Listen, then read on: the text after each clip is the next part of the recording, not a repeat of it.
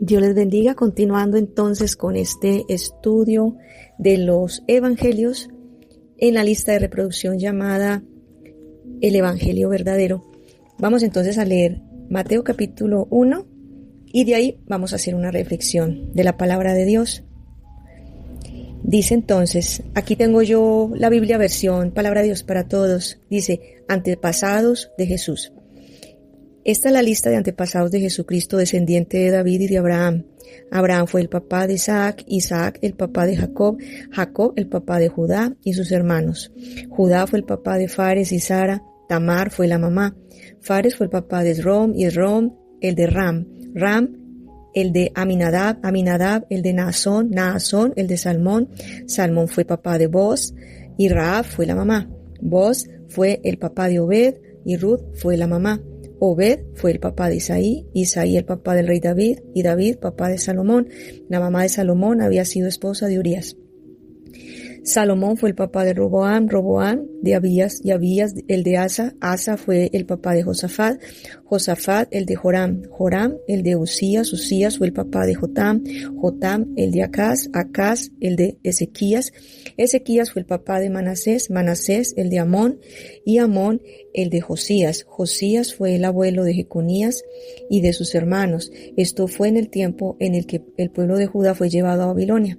Después de que se los llevaron a Babilonia, Jeconías fue el papá de Salatiel, Salatiel el de Zorobabel, Zorobabel fue el papá de Abiú, Abiú fue el de Eliakim y Eliakim el de Azor. Azor fue el papá de Sadoc, Sadoc el de Akim y Akim el de Eliud, Eliud fue el papá de Eleazar, Eleazar el de Matán y Matán el de Jacob. Jacob fue el papá de José, quien era esposo de María, la mamá de Jesús, a quien se le conoce como Cristo. Así que hubo 14 generaciones desde Abraham hasta David, 14 desde David hasta que deportaron a los israelitas a Babilonia, y otras 14 desde que deportaron a los israelitas a Babilonia hasta el nacimiento de Cristo. Amén. Entonces vamos a reflexionar sobre esta palabra. Me llama mucho la atención que lo primero que el Señor me lleva a enfocarme fueron varias cosas. Una de ellas es, por ejemplo, el origen del Islam, y hay una gran revelación en este Mateo capítulo 1 con respecto al Islam. En la lista de reproducción de una relación con Dios sin religión, que es basada en el estudio del libro de Gálatas, hay una enseñanza, creo que es la penúltima, que se llama el Islam, un conflicto familiar, ¿cierto? Es el origen del Islam fue un conflicto familiar. Entonces, esa luego se las dejo para que ustedes la estudien, no vamos a tocar ese tema aquí. Pero aparte de del tema, pues, del origen del Islam y de cómo en este capítulo 1 podemos encontrar muchas respuestas a inquietudes que las personas pueden tener, también el Señor me lleva a enfocarme en lo que tiene que ver con las mujeres. Ustedes miren que menciona la palabra de Dios en esta genealogía de Jesús, Mateo capítulo 1, menciona a unas mujeres, menciona 4 mujeres, y cuando yo analizo esto, Dios me lleva a reflexionar qué tenían en común estas mujeres, que después de mencionar la genealogía, puros hombres, la descendencia, el papá de y fue el papá, y fue el papá, y fue el papá, y siempre esta línea paterna describiendo, ¿cierto?, la descendencia. ¿Por qué involucran ahí mujeres? ¿Por qué las mencionan? ¿Por qué para el Señor fue tan importante hablar de estas mujeres en Mateo capítulo 1? Y esta es la respuesta de lo que el Señor me enseñó a través de este pasaje. Las 4 mujeres que menciona la genealogía de Jesús en Mateo capítulo 1 son mujeres que se salen del molde. Mire una cosa, hay una que fue prostituta en Jericó, llamada Rahab. Hay otra que también se sale del molde, una mujer moabita llamada Ruth, que estaba en la tierra de Moab con Noemí, la israelita, y ella decide dejar su tierra para venirse con su suegra a habitar en Israel. Entonces viene y recibe y acepta el Dios de los judíos. Hay otra también, que una nuera llamada Tamar, que reclamó justicia y Y de una u otra manera, Dios le hizo justicia y ella fue precisamente quien engendró a uno de los hombres importantes dentro de esta genealogía de Jesús. Otra mujer es una virgen perteneciente a la comunidad judía, muy religiosa en su tiempo y de muchos prejuicios sociales. Cuando miramos estas 4 mujeres, lo que yo analicé y lo que encontré es que son mujeres que se coinciden en algo, y es que son mujeres de fe, mujeres aguerridas, mujeres que tienen iniciativa, no son pasivas, porque entendieron el propósito de Dios y su actitud les dio un lugar en la genealogía de Jesús. Por eso quedaron allí descritas, porque Dios tenía con estas mujeres un propósito. Dios tenía con estas mujeres un propósito y Dios mismo fue quien las impulsó a ellas a asumir el papel que asumieron, un papel muy importante. Si no hubiese sido por Rahab, sabemos que Israel no hubiesen podido entrar los espías a Jericó, porque Rahab fue la que los dejó entrar, pero la condición era: me llevan con ustedes, porque Rahab sabía que el Dios de Israel era el único que podía salvarla. Lo mismo Tamar sabía que dentro de la ley, por ley había que, si una mujer perdía, decía la ley, que si una mujer al casarse, su marido fallecía, ella tenía derecho a casarse con otro de los hermanos de la familia, y en caso de que no hubiese otro, entonces el suegro tenía que hacerse cargo de ella también. Y bueno, y lo otro también, el otro caso de esta mujer Ruth, que a pesar de su condición pagana, ella hubiese podido escoger, después de que se le murió el esposo, ella se hubiera quedado en la tierra de Moab, no se hubiera venido detrás de Noemí, pero ella sabía dónde estaba la bendición. Y ni qué decir de María, que Dios usó su vientre para manifestar en carne a su hijo en la tierra, y que fue una mujer piadosa. A diferencia de nosotros los cristianos, no atacamos a María ni hablamos mal de ella, pero tampoco la consideramos como Dios, ¿cierto? Porque solamente hay un Dios. Y estas mujeres, por su valentía, por su fe, por entender el plan de Dios y mantenerse firmes dentro de ese plan de Dios, fueron reconocidas por el mismo Dios e incluidas en esa genealogía. Mujeres inusuales que vivieron vidas inusuales y fueron usadas por la inusualidad de Dios. Vemos que Dios, dentro de su manera sobrenatural de actuar, sus designios son insondables, su poder y su grandeza, el ser humano no lo puede imaginar. Cuando hablamos de inusualidad, hay una definición para la palabra inusual. Inusual es no habitual, poco común, que se sale de lo normal, inesperado, es un suceso raro, insólito, excepcional, fuera del ordinario. También se le llama extraordinario o excéntrico. Las mujeres inusuales, para ser usadas por lo sobrenatural de Dios, son mujeres inusuales que son usadas por lo sobrenatural de Dios. Sobrenatural significa que excede los términos de la naturaleza, algo asombroso, algo extraordinario. Estas mujeres fueron excepcionales, estas mujeres que en su tiempo demostraron más fe que los hombres. En esto quiero hacer mucho énfasis, porque a veces hay muchos celos por parte de algunos hombres y que se dedican a juzgar, y en redes sociales hablan muy mal de las mujeres y que Dios no las llamó y que son del demonio, y que si una mujer predica y que si una mujer no se pone una falda, que una mujer si no hace esto, no hace aquello, entonces es del diablo.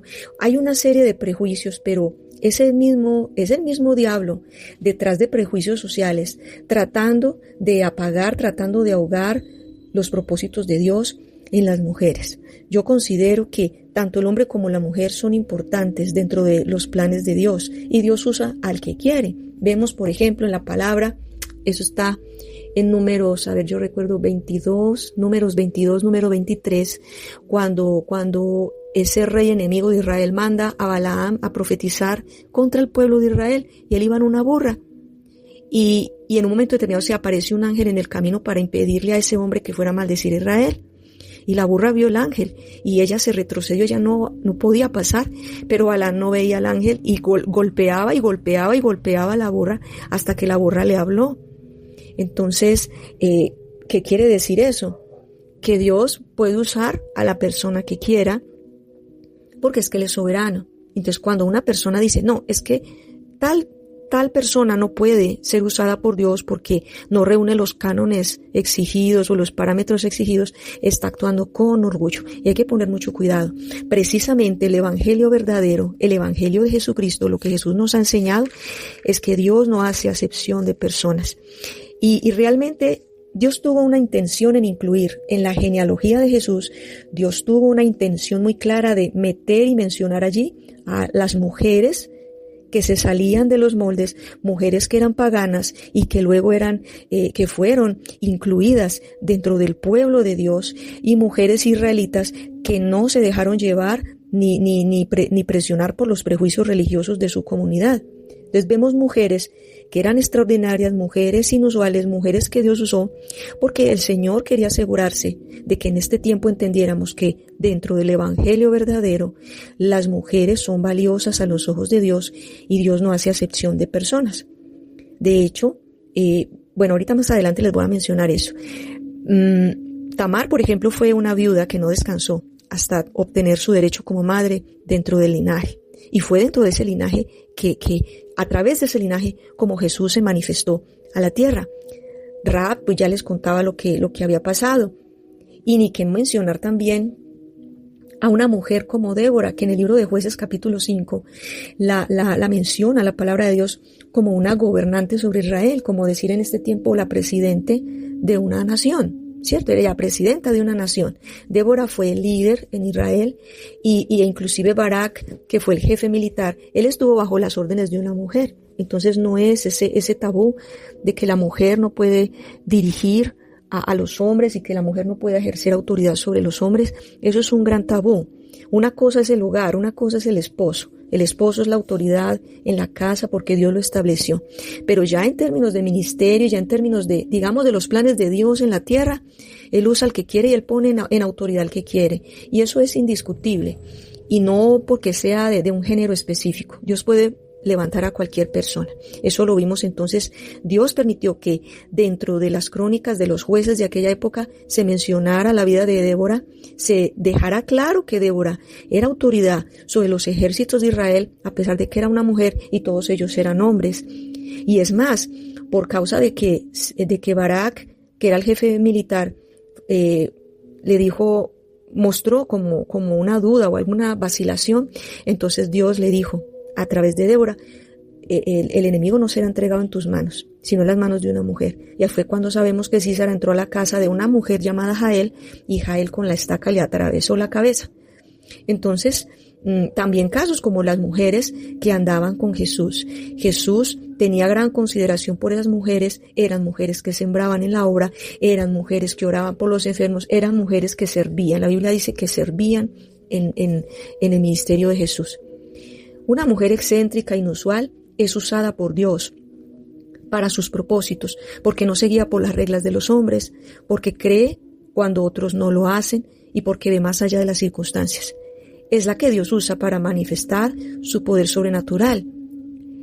Quiere decir entonces que toda manifestación de machismo religioso en realidad es una envidia disfrazada. ¿Y por qué envidia?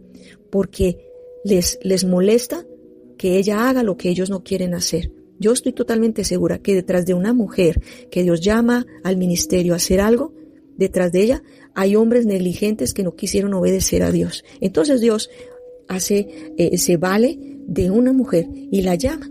Dice Primera Corintios 1,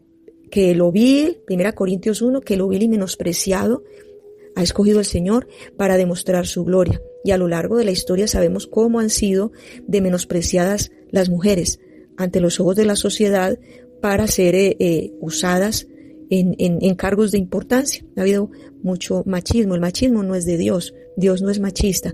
Dios tampoco es feminista. Esta no es una enseñanza feminista. Esta simplemente es una enseñanza para aclarar que el verdadero evangelio es un evangelio de amor, sin discriminación y sin menospreciar a quien Dios quiere usar. Esa es la reflexión que les quiero dar, con mucho amor, con mucho respeto. Espero que esta enseñanza sea de bendición y acuérdense, sigan leyendo de ahí en adelante, Mateo capítulo 2, El 3 van a seguir leyendo ustedes en su casa, en su estudio personal, y con la ayuda del Señor, más adelante voy a grabar otra enseñanza y voy a seguirlas subiendo. Activen la campanita de las notificaciones para que les lleguen cada enseñanza que yo voy subiendo, para que estén ahí pendientes. Y no se les olvide, esta lista se llama Evangelio Verdadero. No porque yo diga que lo que yo estoy enseñando sea el camino y que yo tengo pues la respuesta, no. Le llamo el Evangelio Verdadero porque precisamente está basado en la palabra de Dios y lo estamos leyendo juntos, para que ustedes se den cuenta que no hay ninguna alteración. Porque el problema es cuando nosotros no leemos la palabra y recibimos las cosas que otros digan sin corroborar si lo que ellos dicen es verdad o no. Mucho cuidado con eso, porque hoy en día se mueven muchos espíritus engañadores y lo que están mostrando es un evangelio totalmente distorsionado, un evangelio que no tiene nada que ver con lo que el Señor nos enseña. Así que a perseverar en el evangelio y a seguir en este maravilloso estudio. Vamos a orar. Padre, te doy gracias por esta enseñanza. Bendigo la vida de tus hijitos, Señor. Sean abiertos sus ojos, sea, Señor, su corazón dispuesto a lo que tú quieres enseñarles, a lo que tú quieres, Señor, mostrarles. Bendigo sus vidas, sus hogares, y que a medida que estudien la palabra, sean experimentando tu sanidad, sean experimentando tu libertad. Porque tú eres, Señor, fuente de vida, tú eres fuente de libertad para todos los seres humanos. Tú venciste la esclavitud del pecado en la cruz del Calvario con tu muerte y resurrección. Y ahora, Señor, has abierto un camino para nosotros reconciliarnos verdaderamente, para nosotros realmente vivir lo que es una verdadera vida plena, Señor. Gracias, bendigo a todos los que han escuchado esta enseñanza y los pongo en tus manos, Señor, y seguiremos adelante con este estudio. Amén.